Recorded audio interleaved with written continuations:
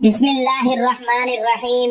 कब्र में मुर्दे को इस तस्बीह की इतनी जरूरत है जैसा कि मछली को पानी की। इस तस्बीह के लिए मुर्दा कब्र में फरियाद करता है। अपने फौत शुदा वालिदैन के लिए लाजमी पढ़ो।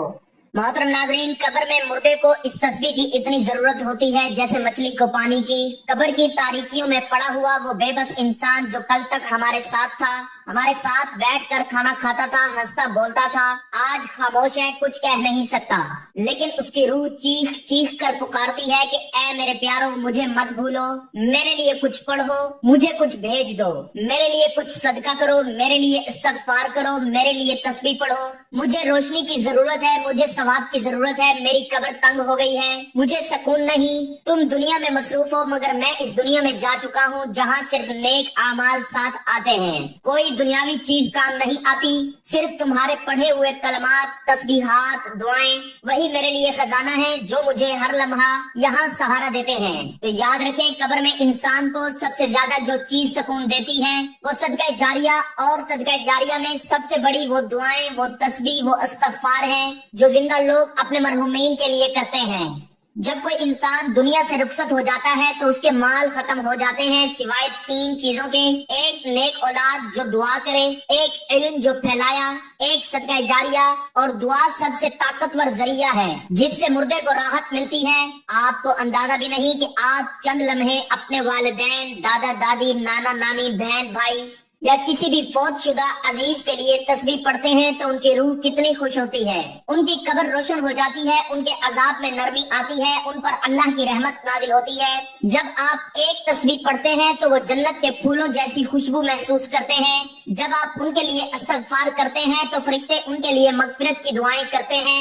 अल्लाह ताला फरमाते हैं, मेरे बंदे ने अपने वालिदैन के लिए दुआ की, मैं उसके वालिदैन को माफ करता हूँ, मैं उसकी कब्र को कुशादा कर देता हूँ, मैं उसे नूर अता करता हूँ। और जो बंदा दूसरों के मरहूमीन के लिए भी दुआ करते हैं, अल्लाह ताला उसके लिए ऐसे फरिश्ते मुकर्रर कर देता है जो उसके मरने के बाद भी उसके लिए दुआएं करते रहेंगे। तो हमें ये समझना चाहिए कि ये दुनिया आजिजी है, कि ये दुनिया आरजी है, यहाँ किसी को हमेशा नहीं रहना। जो आज दुनिया से जा चुके, कल हम भी उनमें शामिल होंगे। आज अगर हम किसी के लिए तस्बीह पढ़ेंगे, कल कोई हमारे लिए पढ़ेगा। आज अगर हम किसी के लिए मगफिरत मांगेंगे तो कल हमारे लिए भी अल्लाह आसानियां पैदा करेगा। जो बोएंगे वही काटेंगे। इसमें रिश्ता, पैसे, शोहरत कुछ काम नहीं आएगा। काम आएगा तो वो वक्त जो हमने अल्लाह की याद में गुजारा, जो हमने लोगों की भलाई में लगाया, जो हमने कब्र में पड़े अपने प्यारों को याद करके दुआओं में गुजारा। तो कब्र में मुर्दा इंसान हर रोज उम्मीद रखता है कि आज कोई मेरे लिए कुछ पढ़ेगा, आज कोई मेरी कब्र पर आएगा, आज कोई मेरे लिए कुरान खोलेगा, आज कोई मेरे लिए इस्तगफार करेगा। लेकिन जब कोई नहीं आता तो वो उदास हो जाता है। लेकिन जब कोई सिर्फ इतना कह दे कि ए अल्लाह वालिदैन को माफ फरमा, तो उस मुर्दे की रूह खुशी से झूम उठती है, उस पर अल्लाह की रहमत नाजिल होती है, उसकी कब्र गुलजार बन जाती है।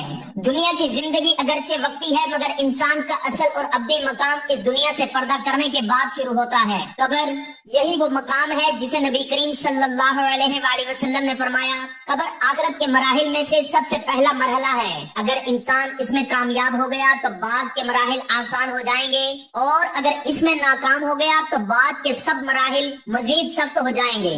कब्र जहाँ इंसान मुकम्मल तन्हाई में दाखिल होता है, ना कोई रिश्तेदार साथ होता है, ना कोई दोस्त, ना दौलत, ना मकाम, ना इक़्तिदार, सिर्फ उसके आमाल साथ जाते हैं। ये एक ऐसी हकीकत है जिसे हर इंसान मानता तो है मगर भूल कर जीता है। आज हम दुनिया के दिलफरेब झमेलों में इस कदर मशगूल हो गए हैं कि हमें अपने वालिदैन, अपने बुजुर्गों, यहाँ तक कि खुद अपनी मौत और कब्र की तैयारी का होश नहीं। वालिदैन जिन्होंने हमें अपने हाथों से पाला, रातों को जाग कर दुआएं दी, जिंदगी भर हमारे लिए कुर्बानियां दी, मगर जब वो दुनिया से रुखसत होते हैं हम उन्हें सिर्फ कब्र की मिट्टी में दफन करके समझते हैं कि हमारा फर्ज मुकम्मल हो गया। मगर हकीकत ये है कि उनका असल मोहताज होना तब शुरू होता है कब्र की अंधेरी रात, जहाँ एक माँ या बाप अपनी औलाद की तरफ देखते हुए फरियाद करते हैं, ऐ मेरे बेटे, ऐ मेरी बेटी, मैंने तुम्हें दुनिया में तुम्हारे लिए सब कुछ किया, आज तू मुझे कुछ ना दे सका, मुझे कुछ नफा क्यों नहीं पहुंचाया। موت کے بعد انسان کی حالت ایسی ہو جاتی ہے کہ وہ کسی بھی نیکی کا محتاج ہوتا ہے۔ نبی کریم صلی اللہ علیہ وآلہ وسلم نے فرمایا، جب انسان مر جاتا ہے تو اس کے تمام اعمال منقطع ہو جاتے ہیں سوائے 3 کے: صدقہ جاریہ، ایسا علم جس سے فائدہ اٹھایا جائے، اور نیک اولاد جو اس کے لیے دعا کرے۔ اسی نیکی میں ایک خاص تسبیح ہے جس کی حاجت قبر میں پڑے ہوئے مردے کو مچھلی کے لیے پانی سے بڑھ کر ہوتی ہے۔ یہ وہ کلمات ہیں جو قبر میں روشنی، سکون، فرشتوں کی نرمی اور عذاب سے نجات کا ذریعہ بنتے ہیں۔ جب انسان قبر میں اکیلا پڑا ہوتا ہے، ہر طرف مٹی، تاریکی، فرشتوں کے سوالات، اعمال کا وزن، وہاں یہ خاص تصویر اس کے ساتھ نور بن کر موجود ہوتی ہے۔ نبی کریم صلی اللہ علیہ وآلہ وسلم نے فرمایا، قبر یا تو جنت کے باغیچوں میں سے ایک باغ ہے یا جہنم کے گڑھوں میں سے ایک گڑھا ہے۔ سوال یہ پیدا ہوتا ہے، وہ کون سی تسبیح ہے؟ کیا وہ واقعی قبر میں عذاب سے نجات دلا سکتی ہے؟ کیا وہ تسبیح مرنے والوں کو تحفہ میں دی جا سکتی ہے؟ کیا وہ تسبیح ہمیں بھی زندگی میں فائدہ دے سکتی ہے؟ کیا قرآن و حدیث میں اس کا ذکر موجود ہے؟ یہ تمام سوالات اور ان کے دلائل قرآن و سنت، احادیث صحیحہ اور اولیاء کرام کے تجربات و نصائح کی روشنی میں اس تفصیلی مضمون میں پیش کیے جائیں گے، تاکہ نہ صرف ہمیں علم حاصل ہو بلکہ عمل کی رغبت بھی پیدا ہو۔ دنیا کی یہ زندگی اگرچہ ہماری نگاہوں میں بہت قیمتی نظر آتی ہے، لیکن حقیقت میں یہ ایک عارضی اور وقتی قیام گاہ ہے۔ اللہ تعالیٰ نے قرآن مجید میں فرمایا، کل نفس ذائقۃ الموت، یعنی ہر نفس کو موت کا ذائقہ چکھنا ہے۔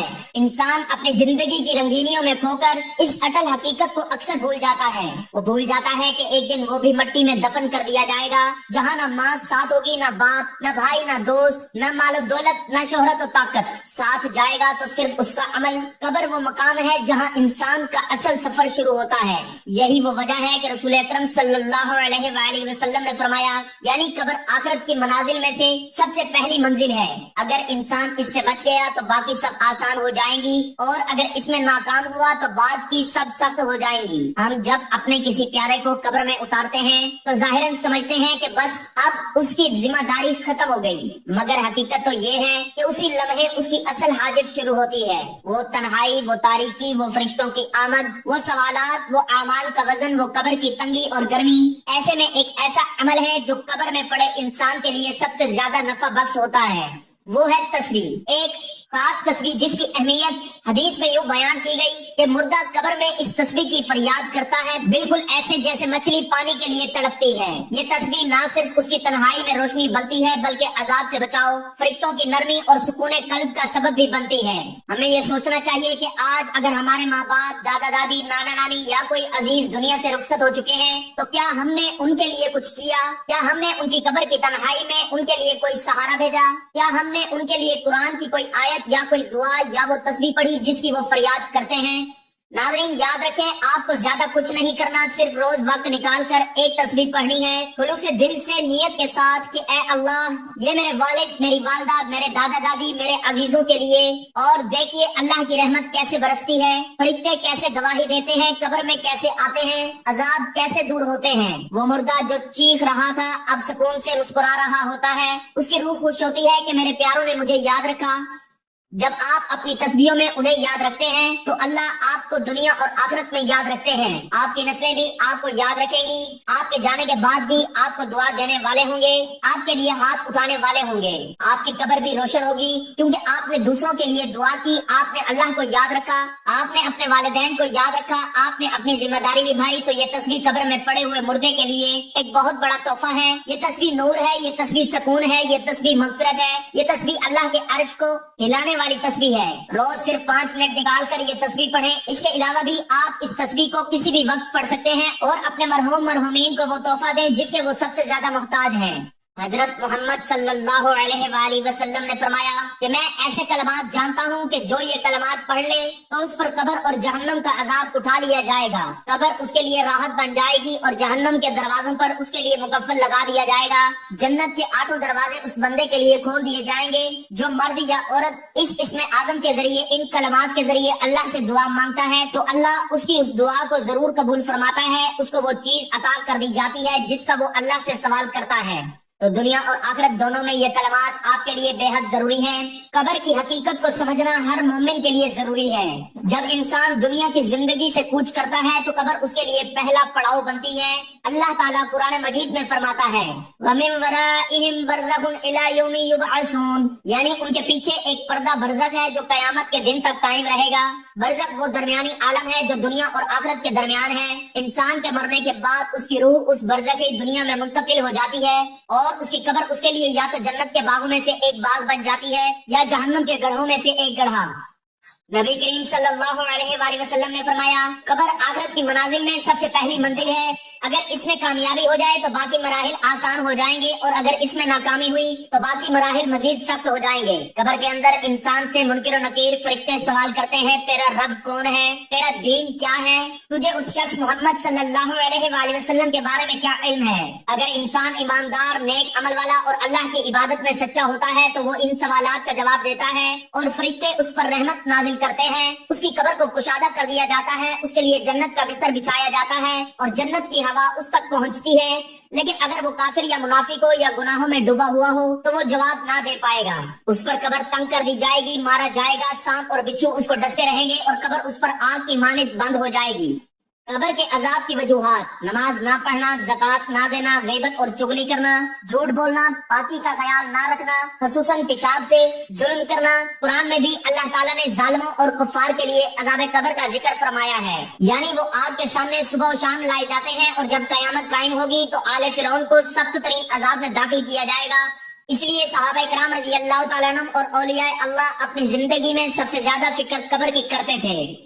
حضرت عثمان رضی اللہ تعالیٰ عنہ جب قبر کے پاس سے گزرتے تو اتنا روتے کہ داڑھی تر ہو جاتی۔ کسی نے پوچھا کہ آپ جنت و دوزخ کے ذکر پر اتنا نہیں روتے جتنا قبر کے ذکر پر؟ تو فرمایا قبر آخرت کی سب سے پہلی منزل ہے، اگر انسان اس سے بچ گیا تو باقی سب آسان ہے اور اگر یہاں ناکام ہو گیا تو باقی سب سخت ہے۔ یہی وجہ ہے کہ ہر مسلمان کو چاہیے کہ وہ اپنی قبر کی تیاری کرے اور اپنے مرحومین کی قبروں کی نرمی اور سکون کے لیے دعائیں، صدقات اور خصوصاً تسبیحات کو معمول بنائے۔ کیا ہم نے کبھی سوچا کہ ہمارے ماں باپ جو اب اس دنیا میں نہیں رہے، ان کی قبر کی تاریکی میں وہ کس شدت سے ہماری دعاؤں، تسبیح اور قرآن خوانی کے منتظر ہوں گے؟ حضرت امام احمد بن حنبل رحمۃ اللہ علیہ فرماتے ہیں اولاد کا والدین کے لیے دعا کرنا ان کے حق میں بہترین صدقہ جاریہ ہے۔ اسی طرح امام مالک رحمۃ اللہ علیہ فرماتے ہیں مردہ اگر بول سکتا تو اپنی اولاد سے صرف ایک چیز مانگتا، دعا۔ حضرت علی کرم اللہ وجہ الکریم کا قول ہے نیک اولاد مرنے والے کے لیے جنت کا دروازہ بن جاتی ہے۔ اسلام ہمیں یہ سکھاتا ہے کہ والدین کے ساتھ حسن سلوک صرف زندگی تک محدود نہیں بلکہ ان کے انتقال کے بعد بھی ان کی مغفرت کے لیے دعائیں، ان کی طرف سے صدقہ اور نیک اعمال کا ایصال ثواب ایک جاری عمل ہے۔ قرآن میں اللہ تعالیٰ نے فرمایا وَقُلْ رَبِّ ارْحَمْهُمَا كَمَا رَبَّيَانِي صَغِيرًا، یعنی کہو اے میرے رب ان والدین پر رحم فرما جس طرح انہوں نے بچپن میں میری پرورش کی۔ یہ آیت اس بات کی دلیل ہے کہ والدین کی وفات کے بعد بھی ان کے لیے دعا کرنا اللہ کے نزدیک محبوب اور مطلوب عمل ہے۔ بہت سے صحابہ کرام رضی اللہ تعالیٰ عنہم کا معمول تھا کہ وہ اپنے فوت شدہ والدین کے لیے باقاعدگی سے قرآن کی تلاوت کرتے، صدقہ دیتے اور ان کے نام سے غلام آزاد کرتے۔ حضرت سعد بن عبادہ رضی اللہ تعالیٰ عنہ نے نبی کریم صلی اللہ علیہ وآلہ وسلم سے پوچھا یا رسول اللہ میری والدہ کا انتقال ہو گیا ہے، اگر میں ان کی طرف سے صدقہ دوں تو کیا ان کو فائدہ ہوگا؟ نبی صلی اللہ علیہ وآلہ وسلم نے فرمایا نعم، یعنی ہاں۔ تو انہوں نے ایک کنواں کھدوایا جو آج بھی مدینہ منورہ کے اطراف میں موجود ہے۔ بس اگر ہم چاہتے ہیں کہ ہمارے والدین کی قبریں نور سے بھر جائیں، ان پر عذاب قبر کا سایہ نہ آئے اور انہیں سکون اور راحت حاصل ہو، تو ہمیں ان کے لیے ایسی تصویر پڑھنی چاہیے جو نبی کریم صلی اللہ علیہ وآلہ وسلم نے محبوب قرار دی ہو، ایسی تصویر جو قبر میں مردے کے لیے نجات کا ذریعہ بنے۔ ناظرین، آپ نے عمل کچھ اس طرح کرنا ہے کہ سب سے پہلے آپ نے درود پاک پڑھنا ہے۔ ثواب کے طور پر ایک مرتبہ میرے ساتھ بھی درود پاک پڑھ لیں۔ اللهم صل على محمد وعلى آل محمد كما صليت على إبراهيم وعلى آل إبراهيم إنك حميد مجيد اللهم بارك على محمد وعلى آل محمد كما باركت على إبراهيم وعلى آل إبراهيم إنك حميد مجيد۔ درود پاک پڑھنے کے بعد آپ نے یہ کلمات پڑھنے ہیں، یعنی یہ تصویر پڑھنی ہے جن کی ہمیں اور خاص طور پر مردوں کو جب اس دنیا سے جا چکے ہیں ان کو اشد ضرورت ہے۔ لا الہ الا اللہ الملک الحق المبین، لا الہ الا اللہ الملک الحق المبین 100 بار آپ نے یہ تسبیح پڑھنی ہے۔ جب آپ یہ تسبیح پڑھ لیں آپ نے 33 بار یہ کلمات پڑھنے ہیں، استغفر اللہ العظیم واتوب الیہ۔ آخر میں پھر آپ نے درود پاک پڑھنا ہے۔ رسول اللہ صلی اللہ علیہ وآلہ وسلم نے فرمایا کہ لا الہ الا اللہ، اللہ والوں پر ان کی قبر میں اور حشر و نشر میں کوئی وحشت نہیں ہوگی۔ گویا میں دیکھتا ہوں کہ لا الہ الا اللہ والے کھڑے ہو کر اپنے سروں سے مٹی جھاڑتے ہوئے کہہ رہے ہیں کہ سب تعریف اس اللہ کے لیے جس نے ہمارا غم دور کیا۔ تو جو بندہ روزانہ یہ عمل کرتا ہے وہ نہ صرف قبر میں ان کے لیے آسانیاں پیدا کرے گا بلکہ خود اس دنیا سے جائے گا تو اس کی قبر بھی گلزار ہوگی، جنت کے باغوں میں سے ایک باغ ہوگی۔ زندگی کا کوئی پتہ نہیں، تھوڑا سا وقت نکال کر اس عمل کو لازمی کریں۔ جو دوسروں کے لیے آسانیاں پیدا کرتا ہے اللہ اس کی زندگی میں بھی آسانیاں پیدا کرتا ہے۔ تو آپ اس عمل کو لازمی کریں۔ اس کے علاوہ کسی بھی نماز کے بعد آپ یہ عمل کر سکتے ہیں۔ اسے شیئر کریں، ویڈیو کو لائک کریں، چینل کو سبسکرائب کریں۔ دعا ہے اللہ تعالیٰ نیکی کی بات کو سننے سمجھنے اور اس پر عمل کرنے کی توفیق عطا فرمائے۔ میرا سنانا اور آپ کا سننا اپنی بارگاہ میں قبول و منظور فرمائے، آمین۔ ناظرین گزارش ہے کہ اللہ تعالیٰ کے 99 ناموں میں سے کوئی ایک نام لکھ کر کمنٹس میں ضرور شیئر کریں۔ اللہ تعالیٰ ہم سب کا حامی و ناصر ہو، آمین۔ جزاک اللہ۔